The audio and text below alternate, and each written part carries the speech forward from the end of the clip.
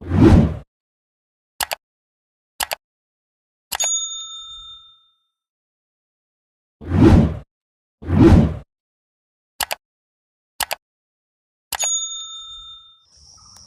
গুরু বন্দে পুরুষোত্তম।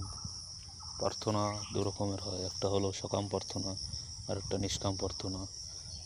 সকাম প্রার্থনা হচ্ছে যা নিজের জন্য চাইবো স্বার্থ নিয়ে ঠাকুরের কাছে, সেটাই হলো সকাম প্রার্থনা। আর আমরা অন্যর জন্য কিছু চাইবো, ওর ভালো হোক, ওর মঙ্গল হোক, সেই প্রার্থনাটাই হলো নিষ্কাম প্রার্থনা। আর ঠাকুর নিষ্কাম প্রার্থনাটা শোনে।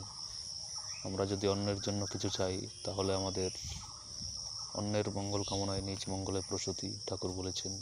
তাই আমাদের অন্যের জন্য প্রার্থনা করতে হবে। আমাদের কখন কী প্রয়োজন সে তো ঠাকুর জানেই। জয় গুরু।